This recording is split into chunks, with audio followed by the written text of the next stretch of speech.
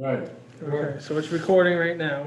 Recording's much better than notes. Yeah, it's not bad. Okay. Mike, you sit here? Is there anyone attending by, Zoom? Think, well, we may not, we'll leave the recording anyway. Okay. But And if they're sitting that far, you might just want to make sure you guys are speaking up, let alone speaking at this. That way it picks it up better. yeah, But, yeah, if you want, so when you guys are done, like I said, if you need help, I'm here till Yeah. 4:30. See how it says recording? You can Yeah. pause it or stop it right there. okay. Okay? So it'll record until we do that. Right, yeah. Right now, it's actually a good time to catch top off. Sometimes you gotta put a little extra time in, you know what I mean, find them. We found them day before yesterday. With, a couple guys from Jersey.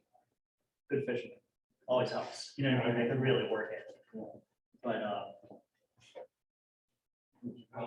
we're in a mess up, and the shoots were pretty good on the top water. But they were good, like they were really working, stuff like that, so. We're on the river this morning, just out of Fair Rose. Changed my shirt when I was sitting away from everybody. How's the fishing? It was okay, like the river can be really good, and it was just average today, but we said, we were in Sydney. We must have seen. Mike's joining in. Sturgeon, Oh, Mike is, yep. the place, and we caught fish, and it was great. It's just, the river's sketchy, because you got. If you hear that beeping noise, Yeah. that means someone's trying to get in. Just Okay. call up me if you need to. Yeah. You have a guy for trout up the road? I used to all the time, and the trout fishing was really good, and then, I need to go explore that shaman section again. Yeah, I haven't been up there. You've been in the shaman? Is that up by Benton? Yeah. Which way, is either side of the dam or is it It was below the dam. South side, yeah, below the dam? yeah, There's a white rock there. and everything. yeah, the White Rock. And it used to be, you know, not that long ago either, Right, and the fly shop was there. when Mike Holt's Yeah. fly shop was there, yeah, it was really good. And then I don't know if it just doesn't get any press anymore because the fly shop's gone, because he was the one that was like, Yeah. oh, pumping it up, to sell more flies. Yeah. Or if it, I don't know, I haven't done What was that? Went to go, I imagine. yeah. The waiting wasn't too bad there. No, you wait right out. Yeah. Using there. Yeah. Small bite, small stump knocker boat. Yeah. that- and that's the motor needs a little work. It overheated today on the river. That's never good. And I'm like, we're gonna wind up in Augusta, you know? We're gonna wind up calling an Uber to drive back up to get my trailer, bring our clients back, but it came back to life. What do you catch there? It was, today we caught smallmouth bass, topwater. Mhm. And the river is full of these white catfish, they're like this big, Wow, and they were never there. I mean, just in the last 8-10 years, whatever. And real they are catfish. everywhere, everywhere. So we caught a whole bunch of those. We didn't see any stripers, which is what we were looking for. But I think they've started to move out. It's spotty, you know, like you'll find them when they're there. You can find them, but they only come and go I wonder now. why the catfish showed up. I don't know. I don't know where they came from. Probably know they've been there forever, but I don't think so. You know, we caught a couple of them today that were like this big. Yeah, not your average horn pout. So who's supposed We've to, got Mike is here on Zoom. where's Lenny? Lenny's supposed, we're waiting on Lenny. That's it. That's it.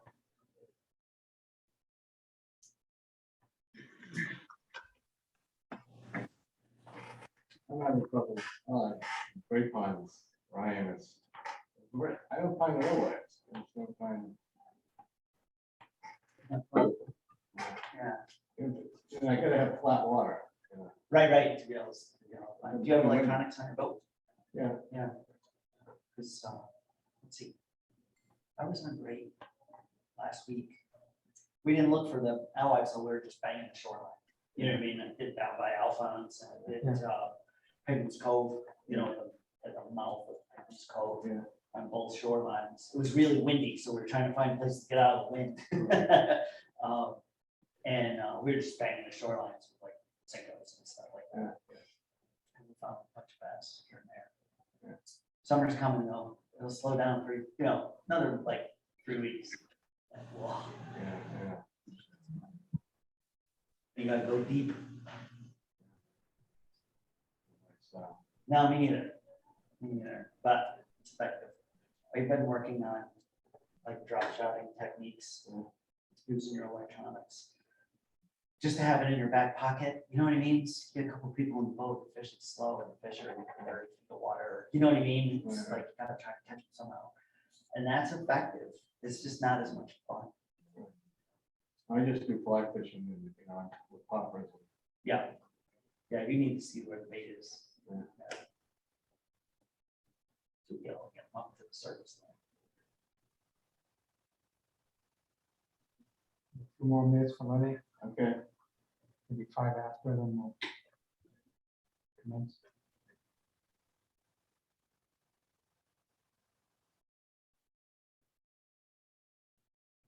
How are you, Michael? Should go check the Shawmut section. Yeah.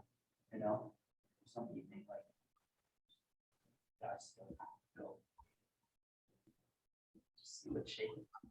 Because there's caddisflies and blue duns, it's all you really need to bring, Right. right? Do you catch much above the dam, towards Cowhegan? The only thing I do up there is, where, I don't even know how to get there, like, I always get confused in that. You go through Skowhegan. Yeah. And then stay right, and so you're on Route 2, I think it's Route 2, that parallels, it runs right up the side of the river there. There's a father, there's a road called like Father, Priest Father. Yeah, that was Father, he was the one when that Wabanaki Indians was there. You get down that road and you can wait from there. I've done that. Oh, okay, I usually Are you pull my going? boat and go up to where that campground is, Yeah. right before that campground is boat launch. And so I always put it there, but I go the other way, away from the gorge, because the water gets skinny, it gets really shallow. So I always go the other way, and we're always just bass fishing, it's, Yeah. whatever bites, crappies, there's a lot of crappie there, stuff like that. Okay. How many do we need for a quorum? We've got 1, 2, 5, 4 of us now. How many do we need? Well, we've got 5 members. We got 3. So we have a point. We have a quorum. We have a quorum. You have a Well, quorum. What are we waiting for? I was giving him till 5 after for Lenny. That's 5 after. 5 5 after. after. Okay, we'll call the meeting to order. Present is myself, Pat Donahue, Paul Feinberg, Mike Carino, and Mike Barrett on Zoom. First agenda is new business. That would be follow up on the CE research on the CEO hours for Belgrade. I'll just tell you what I did this week. I met with Richard Greenwald yesterday just to kind of go over things and talk to select board member Carol Johnson this week to get her feedback on what they think the town may be looking at or interested in, and Richard, what his workload is now, what he anticipates. Carol was Johnson was supportive of the CEO as a full-time position if it can be justified and it can be paid for by the voters. She understood. Richard had given a briefing to the select board since our last meeting. I sent a copy of those notes out to you right after. So he would just kind of, the big thing with him, and that he mentioned in our talk yesterday was code enforcement is a bigger part, is violation enforcement. He's spending more time than the actual permits. Some of these are, I guess, as he put it, a time sink where you've got, people, between neighbor to neighbor, and there's incidents, all over. Sometimes it's a mooring, sometimes it's a shoreline zone, soil, movement, illegal digging and filling. So he's got a lot of that, a lot of those, and that takes a lot of his time now rather than just doing the permits. For permits, the majority of them are just regular permits. He's done 68 permits this year. Smaller percentages. As of today, there have been 60 building permits, of which 15 are in the shoreline zone. He's also issued 32 plumbing permits. That's kind of the scope of what he's done. As you know, he's new at this. He's been trained, but he hasn't completed a full year to really understand Sure. what the high and low points are going to be. Generally, he thought he was enthusiastic about more hours, but he wasn't sure how long that the time where you really need the hours is going to last. Is that kind of, we could use probably more than 40 hours a week now. Is it going to be different in November, December, January, February, March? Is it going to fall off to much less? So it's kind of like he's got blocks of time in the year where it's really busy. The spring, the fall, the summer, and the winter. He's unsure. He hasn't gone through one yet. That was kind of how we left it, and that he'll be happy. I said we may be getting back to him to meet with us, either before our next meeting, just to get some what I call information. If we can make a list of what information do we need to show the select board that we need more hours, and they're probably going to ask the same questions. Mike, you may weigh on this. They're probably going to ask the questions too, since he hasn't spent a full year in the saddle here. How are we going to ask for a full year's, 40-hour a week, 12 months a year, without showing the ups and downs, and there may be, very slow times. And since with former CEO didn't really keep a lot of records, we don't know, we can't go backwards and, capture that data. Yeah. It's all going to be new with him, because it wasn't really recorded, as we found out, comprehensive plan review committee analysis of, the CEO's performance.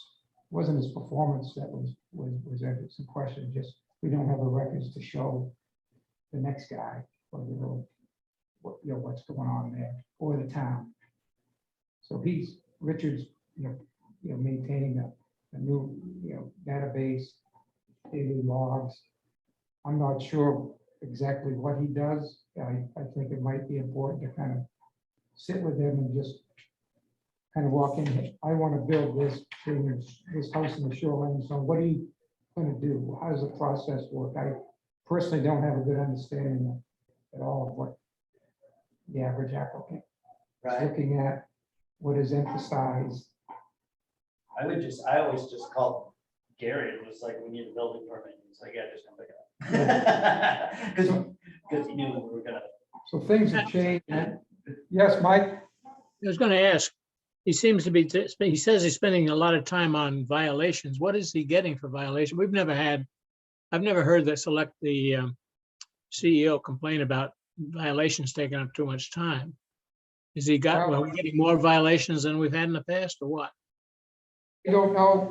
Again, Mike, because of the lack of the absence of a lot of record keeping in the past, we don't know what was done or if they were even followed up to the extent.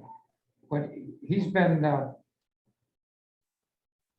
you recall, a couple of meetings ago, Mr. Chaput came in, and he had basically a concern with his neighbor putting their dock right on the property line, and a boat lift that kind of went past the property line.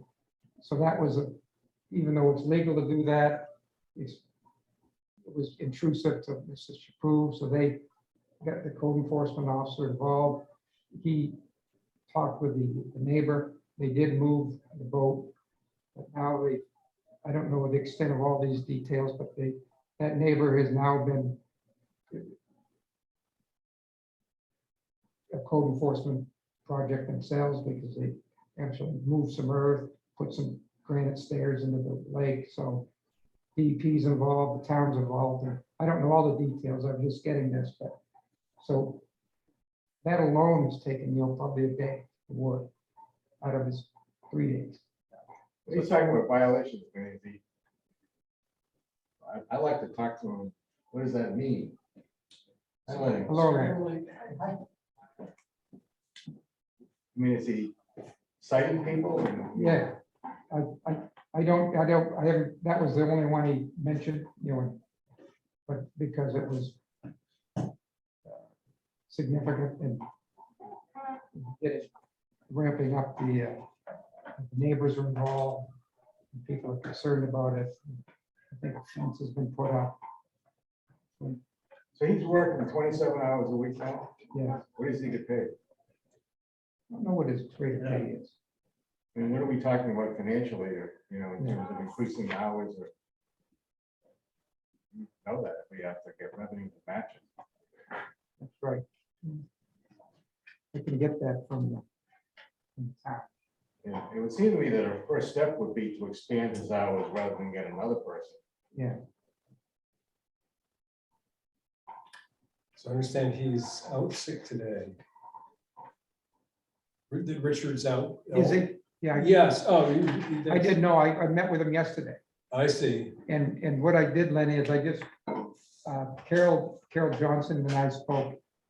I reached out to her and I just wanted to tell her what our committee's doing. We're looking at, documenting CEO hours as a method of improving water quality, from violations Sure. to really making sure applicants knew what they were doing when they were doing, projects in the shoreline zone, right, et cetera.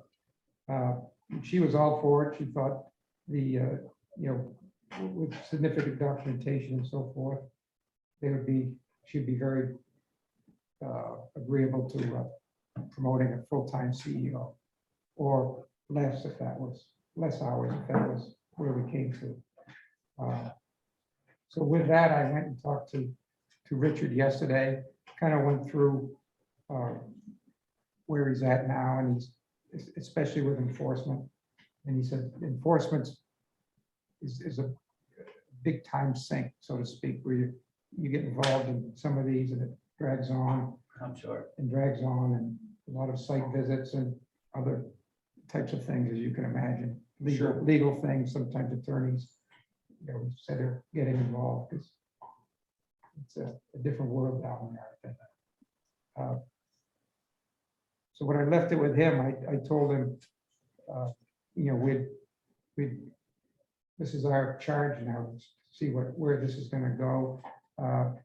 He mentioned that, I asked him how, what are the fees? Because I really didn't understand what the fees are, so I have the fee schedule here.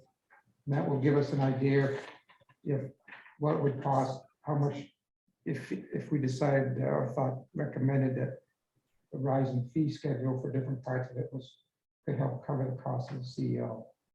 So we have that information. That's pretty much what I have from those two. I also asked Richard what he thought of that shared shoreland zoning CEO for, say for two or three towns.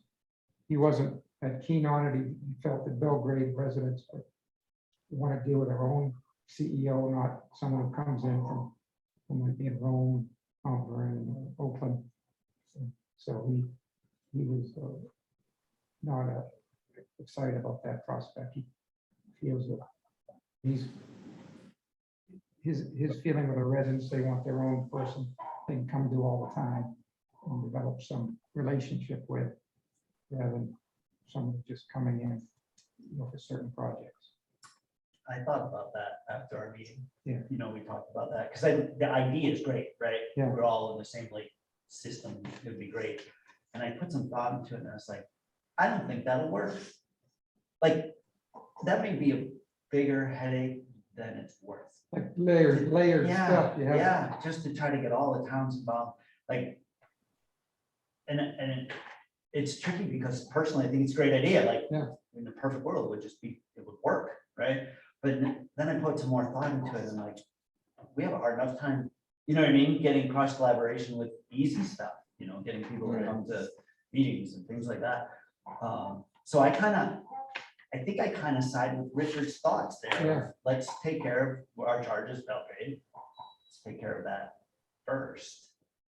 So I think the shoreline zone is distinctive to itself, and you could have an administrator of the shoreline zone, just like in a town, you have an electrical inspector, you have a plumbing inspector, you have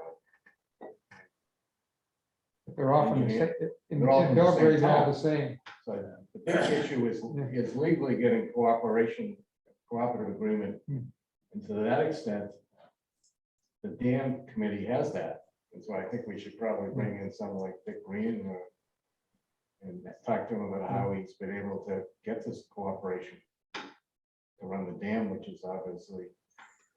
It's a little different. The dam committee is a little different though, because they're dealing with basically the properties, they're dealing with the towns themselves. The CEO deals with individuals. Most of what he's doing is with individuals, and I think that's a little more difficult than what the dams committee is doing. I guess, Michael, we need to study it. We have to figure out, because another aspect is if you have, a shoreline zone guy working for different communities, he's also working for different ordinances. And if the ordinances are in conflict or ordinances are so different, so that's, another issue that we have to address. To look at each ordinance and see what differences there are. Well, I guess my feeling, and I think this is what I understood Mike to say, is that we'd be better off with the CEO just representing Belgrade. But for some of the reasons you just outlined, Paul, it sounds nice to be able to save some money by combining, but I think it will lead to a more complicated situation unless they divide up the responsibilities and the out-of-town CEO, if it's whether it's Andy or someone else, does, as an example, plumbing permits, and Richard does shoreline zoning, something like that. In other words, split it up that way. That would be a little less confusing, I think, for people too. And Good. Good, Mike. Go ahead, Mike, please. Yeah. that's pretty much what I was thinking, is that it'll be confusing if we share with another. Number one, to put an interlocal agreement together like that is not an easy task. You have to get the towns to agree to it. You got to get the town meetings to agree to it, and then you got to just work out some sort of administration. The other thing too is the dams committee is really not under the town of Belgrade. Belgrade owns the dams, but the dams committee is quasi-independent. Anthony had no authority over them, as an example. Whereas that's not the situation I think you want with the CEOs. The town, and I think the select boards are going to insist on having some sort of control. So I'm not sure if you can work it out. Well, going along your theory in the first meeting I think we ever had about low-hanging fruit. Maybe we should concentrate on the idea of extending the hours from 27 to 40 hours. Is not a great, a heavy lift. Right, yeah. And what would that cost? You have any idea, Mike, what the CEO gets for 27 hours?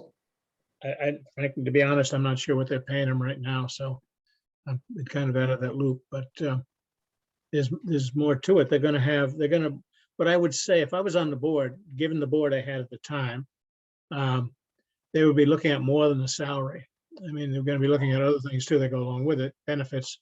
He would then be qualified for more benefits than he qualifies for now. But beyond that, the more busy he is, the more active he is, the more opportunities are going to turn up for legal action. And that means you're going to have to pay for that too. So, other things go along with that. I mean, legal action is the couple that we did, the marina on the stream, for instance, cost us a lot of money to defend it. Went to the Supreme Court twice, if I remember correctly, and that's not cheap. And they're going to be thinking about things like that. They're going to have to up their legal budget. They're going to have to up their liability insurance. There's a lot. What I'm trying to say is a lot goes along with it, other than just the extra 10 hours or whatever it is. Yeah, but the flip side of that as well, Well, then why, let's just push for non-compliance. I mean, you know, just. No, I'm- goes- Don't misunderstand. I'm not Right. arguing against it. I'm just saying there's more to be considered. There's more than what we've been talking about to be considered in order to do that. I frankly think we should have a full-time CEO. But because it's necessary, not just for the work on the lakes, but plumbing permits and the other things that he would be involved with. Well, I think Richard had suggested maybe full-time for 6 or 7 months and less than full-time in the winter when he's not as busy. Yeah. I'd also mention that, just back for a moment to the idea of sharing someone for the shoreline zone among towns.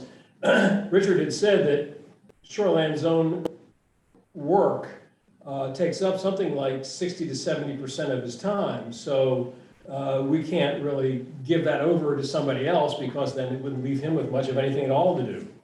So that would have to be parsed out as just a portion of what he does, along the lines of what someone suggested, just plumbing or just something else.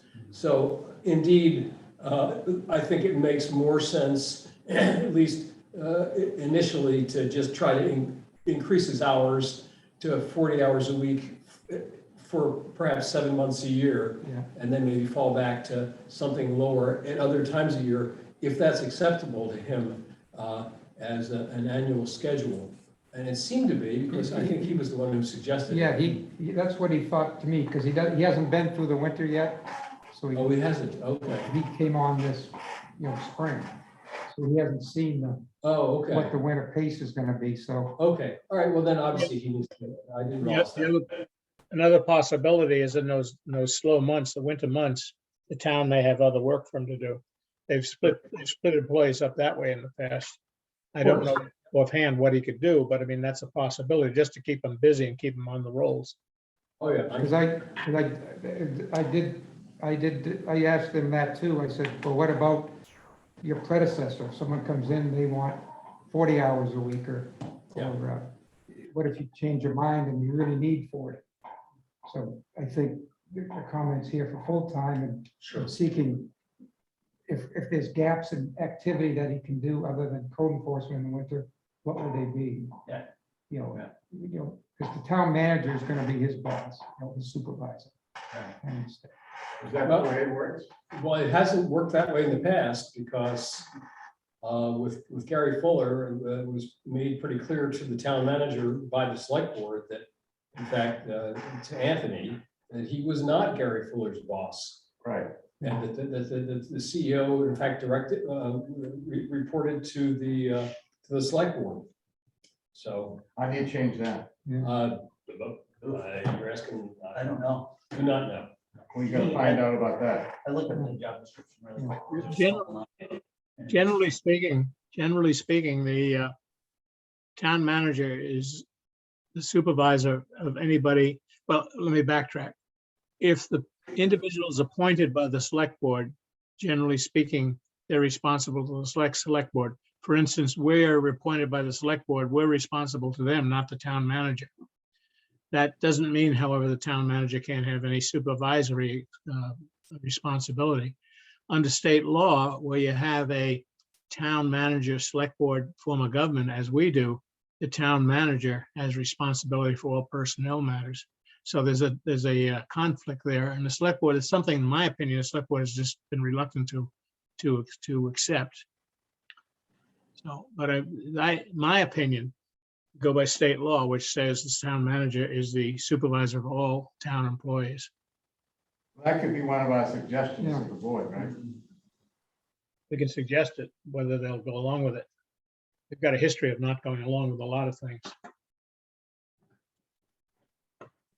It seems like one of your key personnel in the field of dealing with people in the town is the CEO. Right. And to not have a town manager Working day-to-day hand in- working hand in hand. and helping out and, a lot of these things. That would be the logic, that'd be the logical thing. And that's the way I think it should work, but you'd have to convince the select board. They're here every day. Yeah, every day, and you can listen to it, they can, weigh in and they probably do work together, Yeah, but he just doesn't have that supervisory capacity yeah. appointed to him. Mike, are you sure that is the, that? I remember Anthony telling us Yeah. that when he said, Yeah, You can look, if you get hold of, Mary might be able to help you, one of the manuals, the MMA manuals. In fact, as a committee member, as a chair of the committee, you can probably put that question to MMA. And, just ask them, in this situation, does the CEO, under our form of town government, the CEO have a responsibility to the town manager or the select board? But if you could get hold of one of the manuals, it'll tell you, there's a whole section on explaining how that form of government works. look into it with Mary. I'm sorry?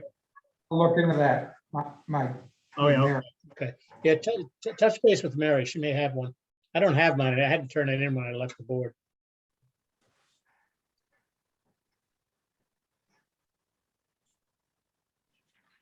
I'm curious, Pat, as I recall in our last meeting, we scheduled this extra meeting in June to be able to research on this and to be able to talk to some of the people. I thought we were gonna have Well, we somebody need- to interview and talk to today. Well, we need to figure out who we want. Decide.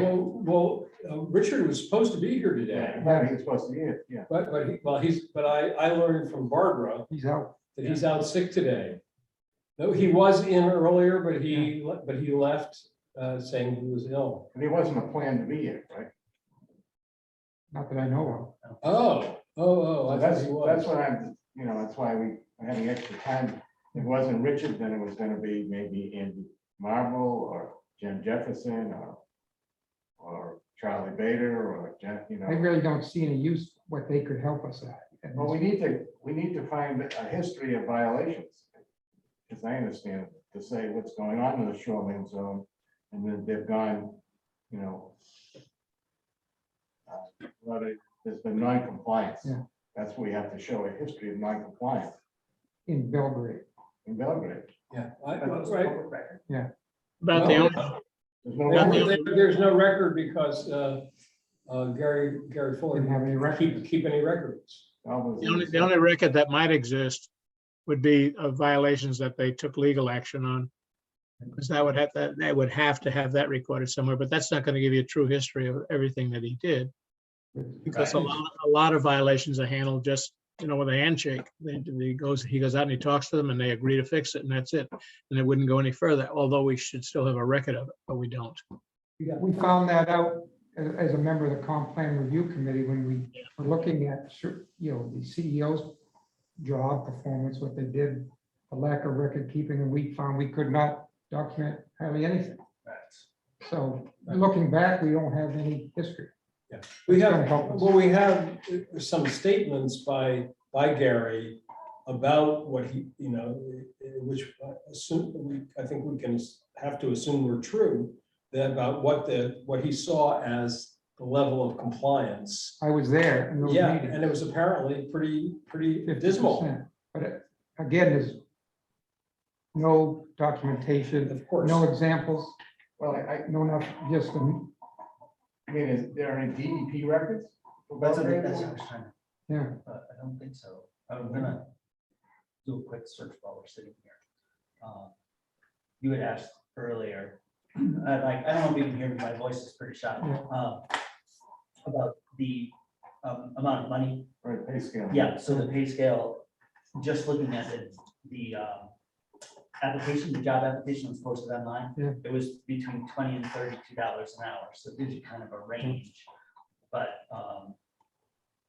at least we know sort of the ballpark, so if we increase his hours, if we can get his hours increased in the summertime for like that 7-month window, like you were saying, at least we have a general idea of how much money we're How much looking it's gonna cost. Maybe $200, $250 more a week. We're not talking. Not- big Well, money. but then he goes over a threshold and would be, and then he would get benefits. Yeah, Yeah, but still, to me, it's a change of whole policy. I think that's a good idea. Yeah. I think he should get benefits. I mean, the man's gotta earn a living. Right. and And I to personally, make a like, career. George Seal seemed to know what's going on here, and he's had a pretty strong opinion about this. I think we should talk to him. but he I was with George in all those meetings. and Right. That's what we heard. Yeah. And it was like no documentation, no examples.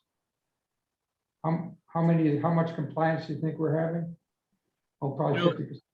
That was it. That doesn't help, right, right. It's not a help. Good to know, doesn't help, yeah. And one of the- I'm sorry, go ahead. Go ahead, Mike. I was gonna say, one of the things we might suggest, might even push for, is that he keep a diary. You know, what is he doing every day? You know, with today, he may not be tracking down violations, but he may be doing something else that's in his job description. I've asked him several times, you know, if he's taken the boat out and just gone up and down the shore. You can spend a half an hour going up and down the shore and see quite a bit, you know, whether there's any new construction, as an example, going on from the lake. It's a lot faster than trying to drive up and down camp roads. But that would be an example. That's what I did today. Or I did 3 plumbing inspections, or I did whatever.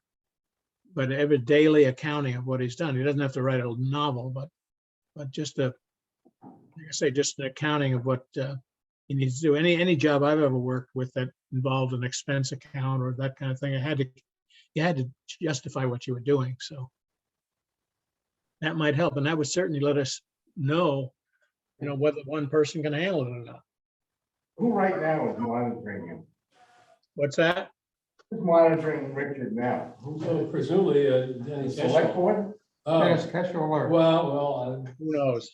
the select board is not really monitoring him. No, there.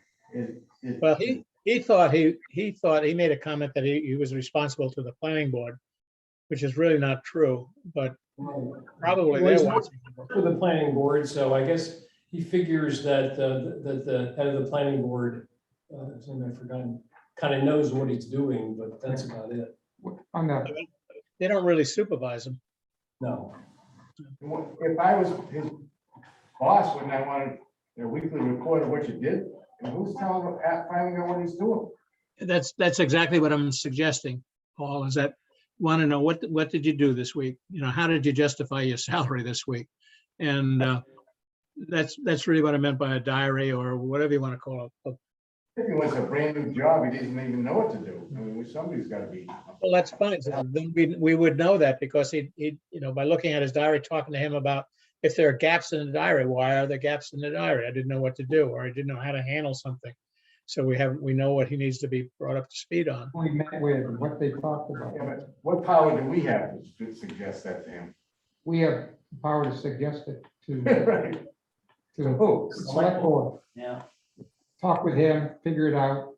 You know, in our committee that George led, the comp plan review committee, we talked about when Anthony was there, what are the best practices for a CEO to keep? What do they need to do to document their time? Whether it's, you know, a diary, you know, notes, just like you would on field notes and documents, photographs. And there was a plan, you know, Anthony was telling me to kind of get the best practices, and this is the way it is, and he's gone, so it's. I don't know. maybe Richard's doing it, Maybe he is, I don't know. maybe he is. you know, maybe he is keeping track.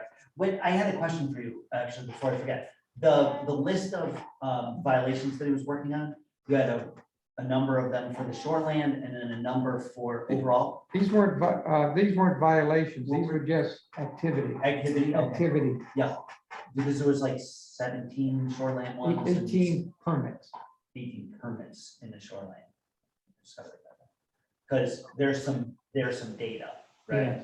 You know, in the first, this summer, 18 of those permits were shoreland, right? So whatever that percentage is of the total number, at least we get a sense of a third of his time is spent permitting for shoreline zoning, which is pretty significant, right?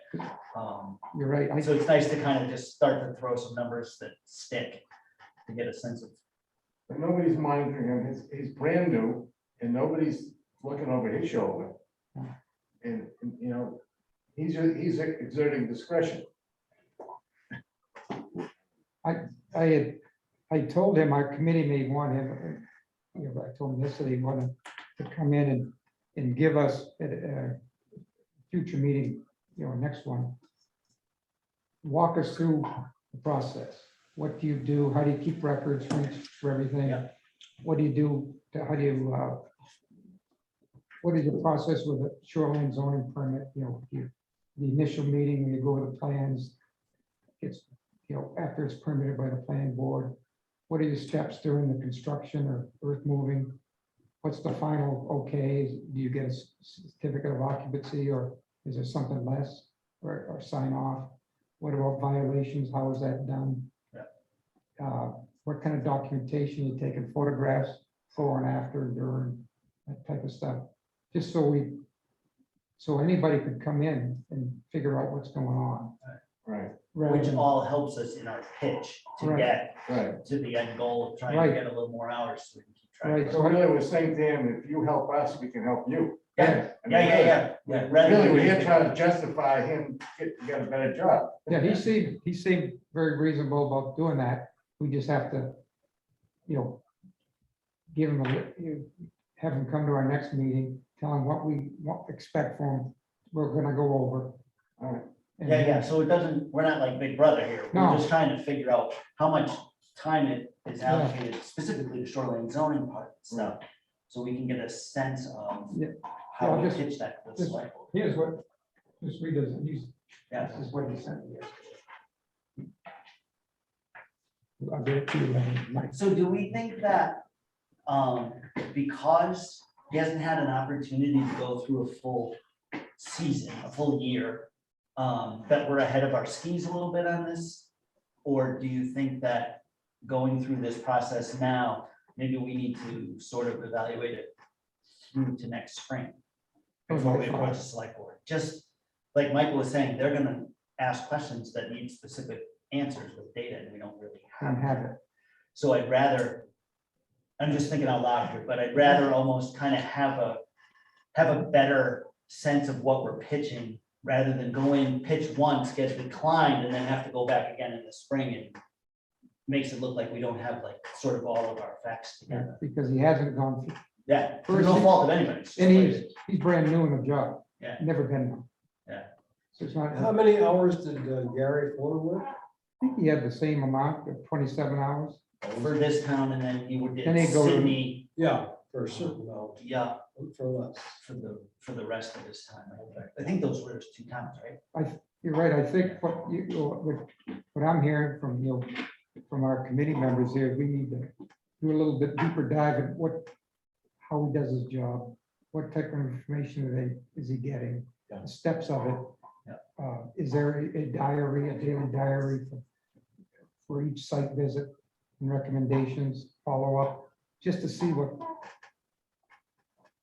Just to get a sense of how long it takes. Like, yeah, I was. Right, we're all Well, it would also be very useful to get information on what it is that he is not doing, that, I mean, if he could keep any sort of part of if he keeps a diary of what he might, if there are any things that he decides not to do because he doesn't have the time.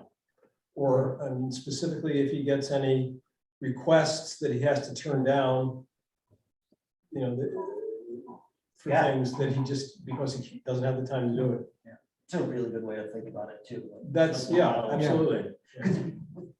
When you Maybe said- what we could do, maybe one of the things we could do is make a suggestion as to how he should prioritize his work. In other words, the shoreline zoning possible violations have priority 1 or priority 10. Plumbing permits, priority number. So he can help him decide when he gets into the office in the morning, what he has to do that day, what he has Right. time to do. What do you think? He said that just the 911 compliance stuff, when people change their address or whatever, he does. he does that too, and that is a time, what did you use, sync? rather than Sync, suck? yeah. Okay, What does he do? so maybe you guys can explain it more eloquently than I can, but he basically, a new house, for example, that has a new mailing address and all of that, for the 911, he has to log that, register it, then it goes to Augusta, and then it comes back to him, and then it goes back to the landowner, and it takes quite a bit of time. I guess he's got to go out and see it and all of that. So, I thought that went through the people at Fire and Rescue. not according to Richard, no, that's one of the things that He he does. assigns a number to the house. And and you can't get cable or any, from Right. Spectrum to have that number. until that's in the system, they, Yeah, because everything, Wi-Fi and all of those. Wi-Fi, So anyway, he did bring that up. He's the addressing officer, it's called. yeah. So before we make decisions, oh, I gotta turn this off, it's gonna start ringing. Before we kind of go too far, we should really get a better sense of, like you were saying, how much time he spends on different things. That's a good idea. And I'm thinking that the select board must have the same know the same reality we have, that there hasn't been compliance in the past. They were given that, loud and clear at the So- briefing by the comp plan review. So I think we'd be smart to go to the select board early to seek guidance, tell them what we're onto. Tell them what we're gonna spend the next 6 months doing. And maybe get some guidance from the select board, direction from them. Before we, spend all this time. Well, we don't necessarily have to spend all of our time over the next 6 months doing just this. I mean, in part, I think we certainly can kind of keep apprised of what's going on and do some of this. I mean, this some of the time. We also could do other things as well.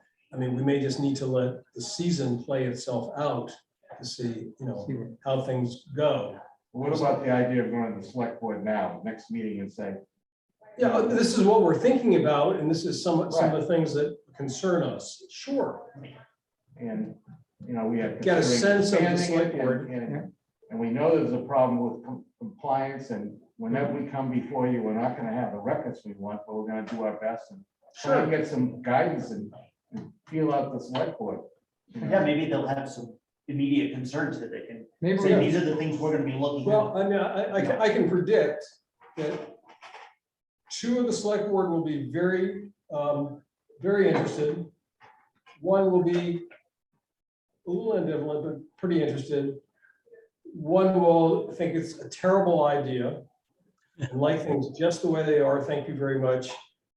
And the last one, I'm hard to get a read on, that's Dan. He probably will go along with Ricky, who's the one who will think things are just fine. But anyway, And you think of- Yeah, you think it'd be a good person sorry, Mike. No, it's all right. I just agreeing with Lenny. I think he hit it right on the head, how it's gonna come down. But the thing is, why not let Richard go ahead and do what he's been doing for the remainder of the year at the same time, write in his diary. So at the end of that period, we can see what he's done and have a better feeling for what's gonna happen the next time around. It's gotta go to get more money for him. It's gotta go to the town meeting anyway. It's gotta be in the budget. So that means nothing really is gonna happen, if at all, before next March. Michael, if we tell or suggest to the select board that we are sort of taking an informal role of monitoring the CEO and by asking him to do a diary and get their support for us to do this, because we don't have any authority with. Yeah, that's right. That's right. But if you're gonna go to the select board, ask them to give their blessing to allowing us to do this part of the project, put it to them that this is a project we're working on. Hopefully they have some. That's what I think we should get right away, and so we can, so Richard knows we're on board and we're working with it. I think as a first step, we should have that meeting with Richard, see Okay. what's the current state, what are they recording, what isn't he? Is there a diary? How is he following through, so we can get a Of course. big picture, then I think Paul, you're right on, then we can say, we've met with Richard, this is what he's doing. These are the issues. When do we next meet? We never, I don't think we set. We have a regular meeting. we have a regular Regular meeting coming in up July, shortly. which is the second Wednesday, in July, the first, The first Wednesday. which is next week, right? Yeah, it's next. Tuesday, first and third Tuesday. You're talking about the select board? No, I'm talking about us. I have it in this as the 6th. Yeah, we're meeting next week. Next week. Next Wednesday. Yeah. Let me see if I can get him Yeah, at that meeting. That'd be great, yeah. that way maybe we can get on the next select board agenda. Yeah, When's the next select board after that? 2 weeks? First and third. Yes, the first and third Tuesday, so it would be the 19th of July, maybe? Yeah, 19th of July. The first Tuesday is the 5th. so our next meeting is July 6th. Yeah. They should be meeting the 4th and the 18th. Excuse me, that's Monday, excuse me. Fifth and the They 19th, should yeah. be Yeah, 5th and the 9th. We're meeting, yeah, that timing works good. yeah, the time works great. I'll check with him at his next days in Yeah, and go over what we want to do. And have him come to that July 6th meeting prepared to do it. All right. yeah, just so we kind of knows, a little bit expedite the meeting too, and help us kind of cook it along a little bit. Yeah, I what like is, that. so, just so I have my notes right, we want to know what his procedures are for applicants. Diary. Documentation. Of what Like the overall. the sort of overall, process. How's this work? He has a violation. He says, what does that mean? You're in violation? Does he send a letter? Does he, is it a 30-day notice to cure? I don't know what the deal is. Yeah, it'd be great to learn that stuff. too. Yeah. so kind of, I'll get together with him and let you know as soon as he's back on his next day. I'll send an email to our committee and just telling him what we discovered. And If the 6th doesn't work for him, maybe we yeah, can figure out a way to help with his schedule, because he doesn't have enough time as it is, so the more time we take away from him, the less time he has. But I but think he it's seemed important.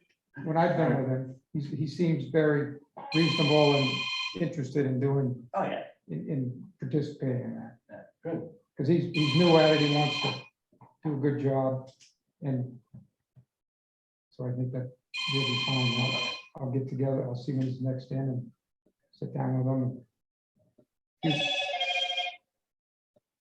Go take it from there. is that coming from you or Oh, this or the one. owl? So, okay, that sounds great, right? We're good with that? Yeah. I had not to change something super fast, but I had a question. You guys see the email that was going out about using our personal emails for committee work and whatnot through the town? There was an email that went out that someone was asking about committees using their personal emails to like send out information, and are there, and I don't think it was involving our committee, but are there side conversations going on by email about town business that's supposed to be public? It was one of those conversations. And the reason I asked that, or if you guys saw that, was I was gonna say, I don't have your numbers, your phone numbers. I think I have your phone number in my phone, as we've talked a few times. But it would be nice to be able to call if you need to, like I wouldn't be able to call you, let you see if you were coming today or whatever.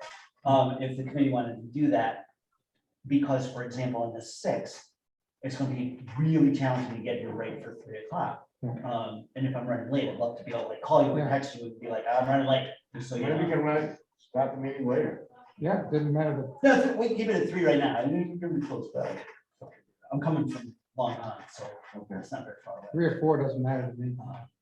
But I didn't know if you guys saw that email. I didn't see Didn't see that. it. So you're just suggesting we should exchange phone numbers? Yeah, just so we. Yeah, that's if we need fine. to call That's a good somebody. idea. Yeah, It's a yeah. great idea.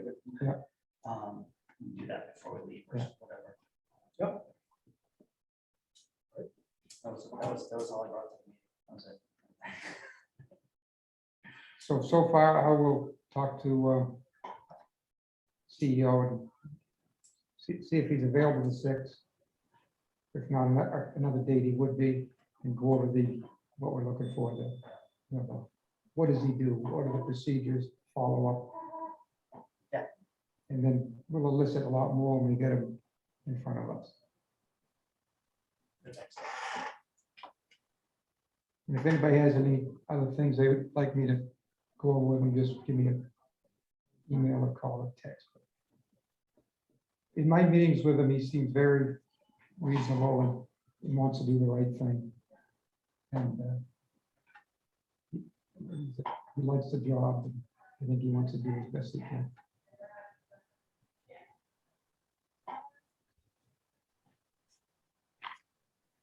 Any more new business?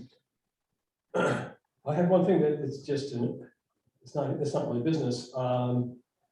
Mentioned that I've heard, but this is not substantiated and the source is far from impeccable, that Oakland, and they actually wonder if Mike might have heard anything about this since you were on a lake that also is in Oakland. Heard that Oakland is setting up a committee to consider a mooring ordinance along the lines of Belgrade's.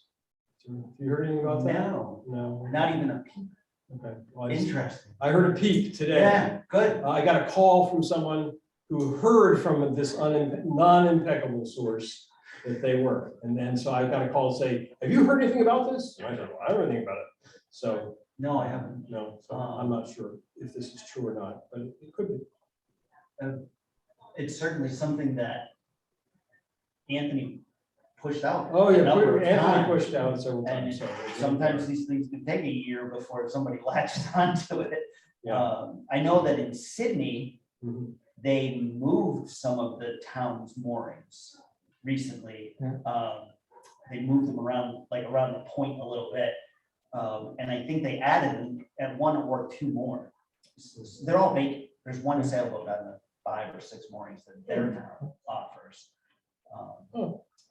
But they don't have a mooring ordinance like we do, but they have town moorings that you can get for yourself. And that, I think the thinking was they were hoping that would solve some of that problem of people just anchoring up in front of other people's houses because the town provides them for them, which is not a bad school of thought, right? Certainly worth Doesn't trying. help with the houseboat thing. No, but Richard also said he's had some moorings enforcement. Yeah, we'll so we bring- need to know we'll- about that. we'll- How about that? Yeah, We want to know Very interested to hear that. about that. Yeah. Yeah, sure.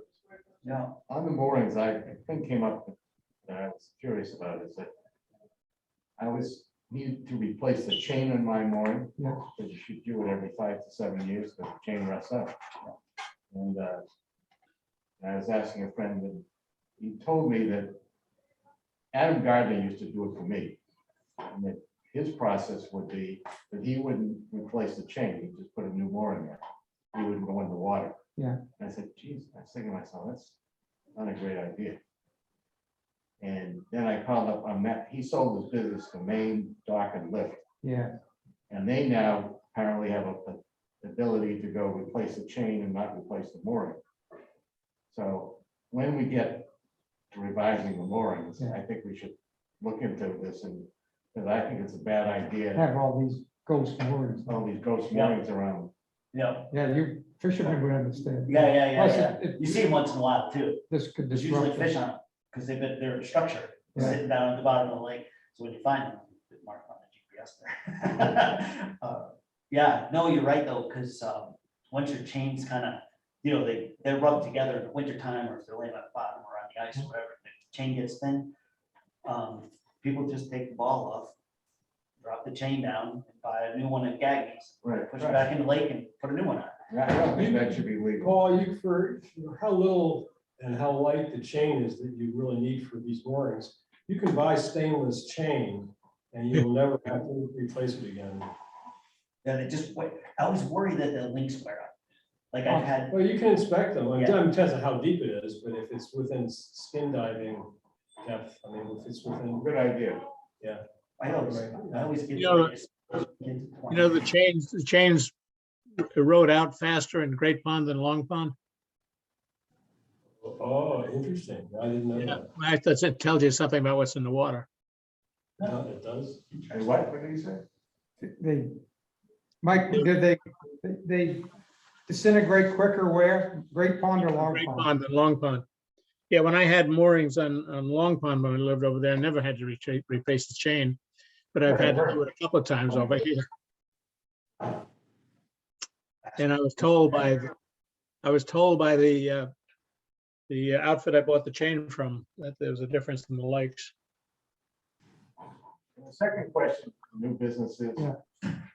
4th of July is upon us with fireworks. What is the status of, I know that, I thought Denny was someone, the state legislature was trying to deal with the amount of fireworks permitted around lakes. Because obviously, the holidays, it's fine, but what I find is that fireworks go on all summer. All summer. I see it all summer. So it should we get involved with that? No, And what's the impact on the lake with in terms of phosphorus from fireworks going into the lake. Yes, well, I don't know what we can do, because it's a state law, but I don't know, can towns Town can make their regulate it. own Yeah. ordinances for that? Town has the ability to regulate it if they want. Heretofore, Belgrade has not had that desire. Pete They can Callahan, regulate it. he's done studies on it and stuff. Yeah. As to what the As damage The is. damage from fireworks. and stuff. I'll talk to Pete, I Yeah. go fishing with him. Yeah, He has files and everything. he does. Well, none of them are in here. Keeper You know of what I all mean? A lot of them are knowledge. in there, but he, Oh, he did, we had a long conversation a couple of years ago about it, because like, he's not a big fireworks guy, and I'm not a big fireworks guy, so we were just having a conversation about what the Belgrade Business Group could do as an alternate entertainment source instead of shooting all those fireworks all right in the middle of the lake. Because he said that he goes out to pick up all the stuff the next day, and there's fish, that it's a fish kill, and there's a lot of Wow. debris on the water. Our fireworks display over on Messalonsky, same thing. It's actually fired out of Oakland. Yeah. But, and it's on a guy's local lawn, but he like collects funds and shoots off this big fireworks display. And the next day, everybody's boats and houses in the lake is covered in black dirt, so and all that. And, so anyway, we got like complaints and stuff like that about it. I just don't know what we can do. And I think there was a bill pending, I don't know what happened to the bill on a state level. And I think Denny was involved with it. I don't know if it ever went anywhere. And I'd like Denny to was, look into that. Denny was involved with passing the bill that allowed fireworks, which I never forgave. Loud power? Okay, Yeah, he was one of the sponsors of the bill that allowed fireworks. And I never forgave him. hmm. I was stuck with it. I was stuck with it, yeah. But the phosphorus, I mean, isn't the phosphorus that's in the fireworks consumed or chemically transformed in the process of the explode, of the oxidation that goes on? Yeah, I don't know. I have no idea. Pete, like I said, Pete Pete did some looking into it. Yeah, Okay. because they make, there's companies out there now that like do the, it's like a fog, they shoot the lasers through the fog, they do it to music, and it's like a light show on the Right. lake instead of as a replacement for fireworks. Mhm. And it's becoming more and more popular as we learn more about the damage Yeah. that fireworks do. And, Yeah. and it doesn't scare everybody's pets, The you know. drone shows. Talking about that, Mike? The Yeah, drone it's shows. we looked into it because I wanted to pitch it to the business group 2 years ago in replacement of fireworks, right? And everybody looked at me like I had 3 heads, but I'm not a big fireworks fan, right? So, and people were into it. It's just, it's pricey, it's expensive. But I thought with the fact that the fireworks didn't pass this year through the, at the town vote, Yeah, that maybe, maybe it didn't pass because people don't want the stuff blowing up in the lakes. And maybe they would say, yeah, let's fund a laser show, a light show instead, and see how that goes for the town. It's I don't know where that's gonna go, but that was, it's a lot better idea. I Yeah. agree, absolutely. I mean, I would vote yes, Yeah, personally, for something like that, yeah, because it's kind of cool. I think it would be a big attraction for everybody. What's it called? Mm. They do it with drones and they do it with lasers. They shoot light beams out of the drones and off the ground into like dry ice fog, the fog machine. Are there appropriate sound effects though? I mean, Yeah, that's- they do. It's, you can, the ones that I looked at, and keep in mind, this was a year ago now. You can like pick the decibels you want, like if you want big boom booms like Disney does, you can get that, or you can, scale it down so it's not noise pollution level. All right. I have one other quick question on that email you said about communication between committee members. Yeah, that's what I was talking about. Are we doing it right? When I'll send out meeting minutes to our committee or How else do agendas. you do it? I don't know any other way to do it than give us to our own email. No, for now, what we're doing is fine. Yeah. The conversation was, should the town provide town emails to everybody on the town appointed committee? So in other words, we'd all have our name at belgrademaine.com. Oh, they're gonna sign it so we can. Yeah, use yeah, that. yeah. And then so Denny did a quick look at the costs Yeah. and it's expensive because there's so many of us. But I think the select board has to address that. So we're But right okay. now, we're good. Okay. What we're not supposed to do, according to the emails I read, was we're not supposed to carry on like private conversations about town business. We're supposed to do that at our meetings, but we don't do that anyway. So I think we're good, but it's something that's coming for discussion. The problem, Mike, the problem is if you conduct, am I frozen up here? I don't know, I guess I can see you moving. If you conduct business online, it's not done in public. However, talking one-on-one is not considered conducting business online. So if you want to just send an email to me, as an example, you can do that. If you want to send it to everybody on the committee, that's questionable. The other thing is, the reason they want you to not use your own email is if there's a suit, they'll seize your computer, anything that was used to send the emails, and they want you to avoid that problem.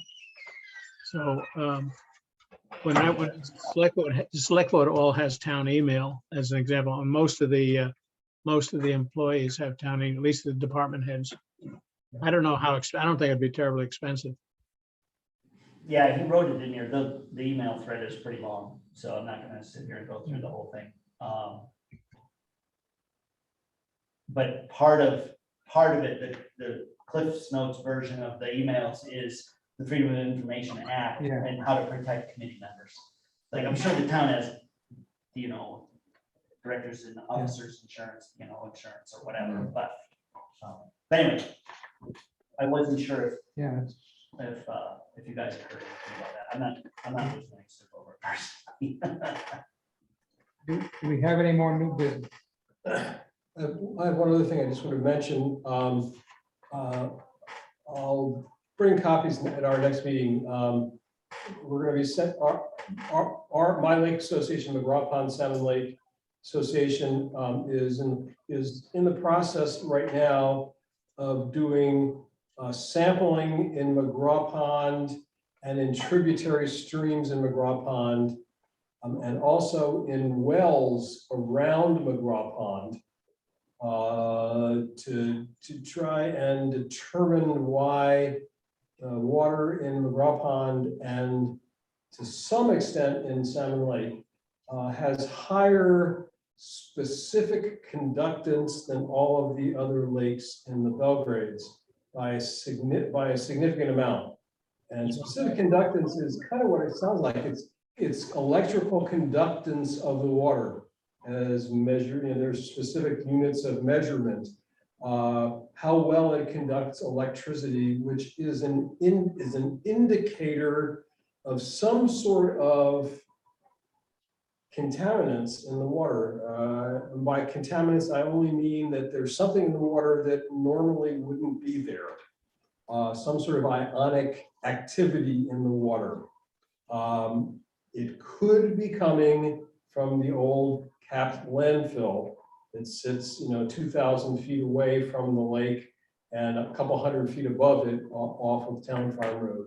It could be coming from somewhere else, and we don't know what it is. So that's why we're doing all the sampling. I mean, you've heard of this story a little bit before, but you haven't heard about the sampling. And this is what we were trying to get the town of Oakland to do, or the DEP to do. DEP is not doing it because DEP is totally consumed with PFAS. They've given us some direction in terms of things to be sampling for, but they just can't do the sampling. Town of Oakland just wants all of this to go away and won't have anything to do with it. So we're doing it. And we're just now about to send out a letter to all of the people around the lake, all the property owners around the lake, asking them if they would be, if they are interested in having their wells tested. We'd like to know what's in their well water, because if this is coming from some sort of source, whatever the source is, it may well be in the groundwater as well as in the surface water. So we're doing that all of this summer. It's a summer long or warm weather long project. And I'll have the letter that we're going to be sending to all of the shoreland owners shortly. I'll have copies of that for you next week. Is it dangerous? I mean, what's the result of it? We don't know. The answer is we don't know if it's dangerous. We'll find, if we can figure out, part of this is to try and figure out just what it is. We don't know what's in the water. And once we find out what's in the water, because it's something subtle. It's nothing, nothing that the usual testing of the water turns up.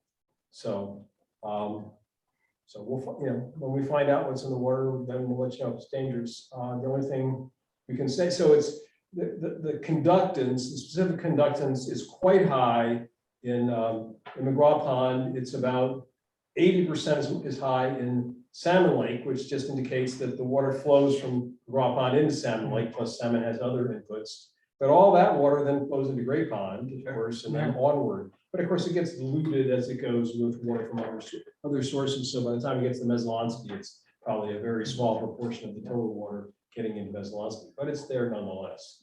So if it's dioxin, then we're all dead. We got problems. Yeah. Yeah, we have problems. How did it come to be? How did you figure this out?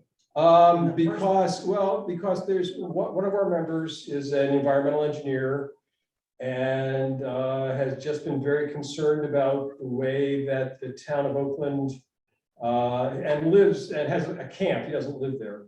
He actually lives down in southern Maine. He has a camp that is not all that far from the old landfill, and he's just been very concerned about the town of Oakland's cavalier dealings with the landfill, and he's just been doing some water sampling himself over the years and sort of turned up this thing with specific, and then did a little research. It turns out that the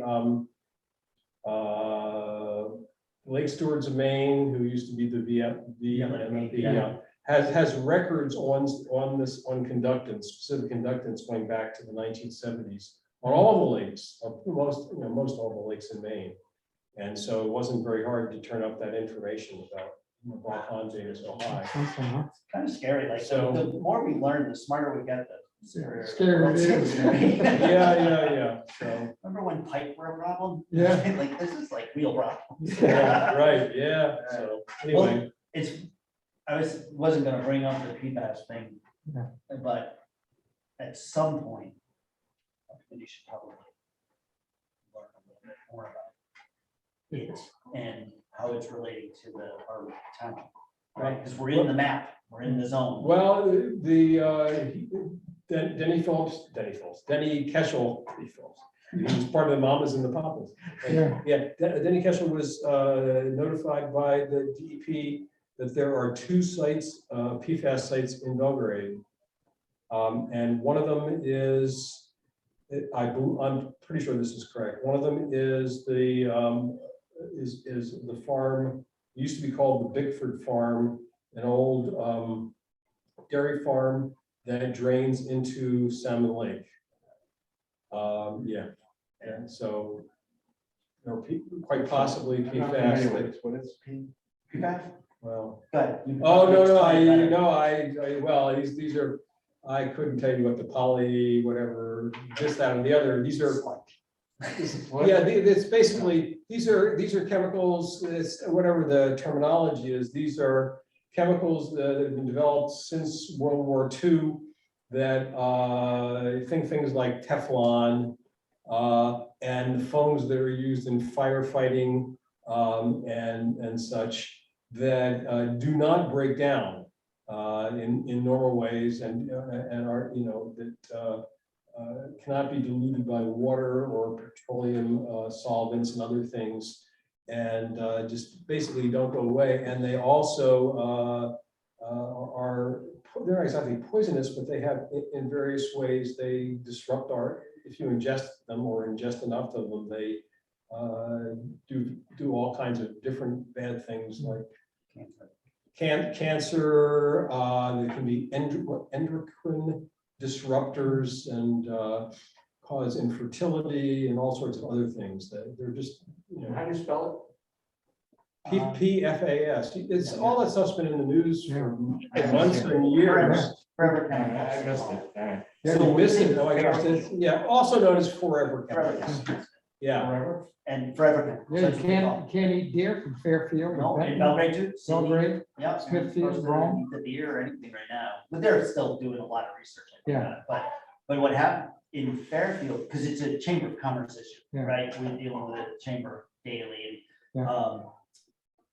it's in the water, right? And a lot of the wells that are adjacent to these farms where they used to dump the sludge, now it's settled into the groundwater, so people's wells are contaminated. Right. And they started finding specific like neighborhoods and families Right. that were all getting these tumors and stomach tumors and guys on their Right. neck and families were dying. And then it sort of the next step and the next step and they Found out what it down to was. this forever chemical issue. Oh, And nice. we're right in the nest. The Bangor Daily sports writer is called 5 or 6 times where he wants quotes from guides and business people in the outdoor recreation world about Huge how we're thing. handling, what are we telling our customers? It's an image issue for Maine, blah, blah, blah. And he's right, but I'm not giving a quote. I don't want any of that stuff. But, we're supposed to not consume fish right now, out of the lakes. I see, when I was on the board, all you had to worry about was salt in your well water. Right? It's gone to hell. that's getting worse. Yeah, with the road salt. All the road salt, oh man, and we didn't used to have salt in our well water, but we do now. Yeah, it's But that'll be something I think eventually. a long list we could be involved in. Yeah, so, All right, Uh, not gonna ask any more questions. I think you're right, Mike. We're all better off when we were stupid. Ignorance is bliss, isn't that the saying? Yeah. we didn't, unfortunately, we didn't record last meeting's minutes. I had made some notes as we're going through and tried to recreate them. I sent them to Paul. He had a few suggestions. I incorporated them. It's not perfect, but Well done. Thank you. Yeah. I'll motion to accept them if that's what you're looking for. all those in favor? Second. Okay. And this one is still running, so, I'll be are back. you recording these? I'll yeah, be back at work next week, next month on this. okay. So, any other business? We're meeting, what's the next meeting, the 29th?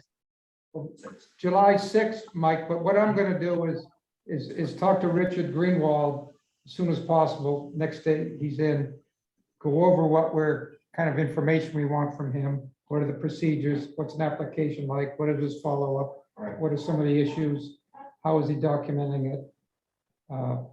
And then we'll invite him to that meeting prepared. Okay, good. Kind of, not like a grilling, but Yeah. I think I've developed a Tell- little bit tell of a me- relationship. Tell him to working- bring his attorney with him, so. I have a quick question. Yeah. Kathy is retired, Yes, so what are we doing? You're sending her a thank you? yes, thank you, Or how Carl. are we filling the vacancy? We have to go, Mike, to fill a vacancy, does the select board, They post that. It's in- Post I think they have to advertise it now, almost like an employment. What is her position that she is vacating? she was on our committee. No, but the thing has specific slots. See if that She- law, doesn't she? On at large, I think so.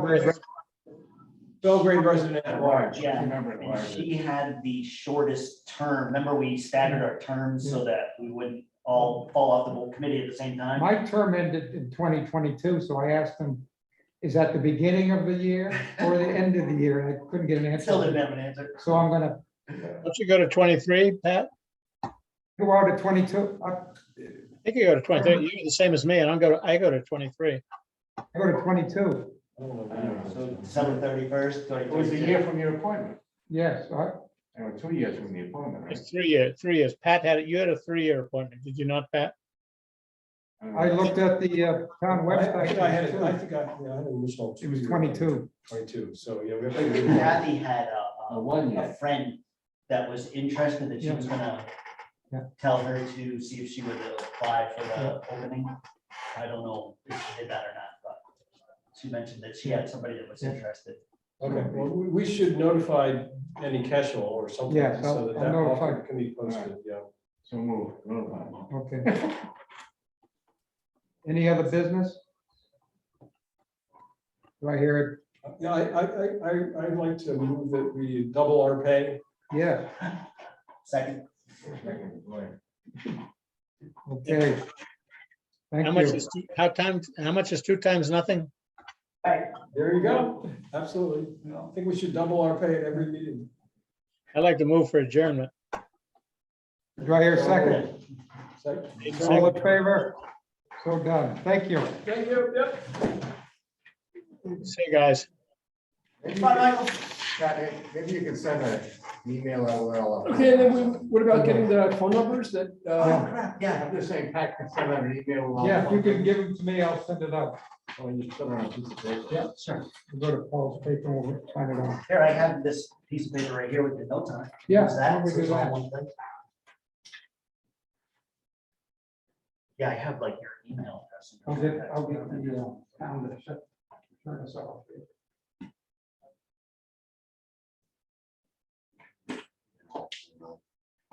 And recording it says.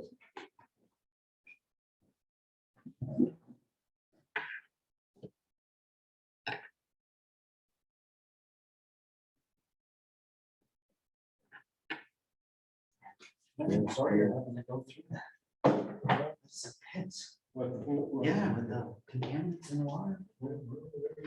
Man. Always something, seems like it's always something, you know? That one seems kind of, yeah, that was captivated listening to you talk about it, because it's like, wow. I just shut off the video. Is there anything else? He'll come in and show Shut me. the We recording. have, I stopped the video. Here's the recording. You just shut that off. Oh, It's all branded, right? So we have like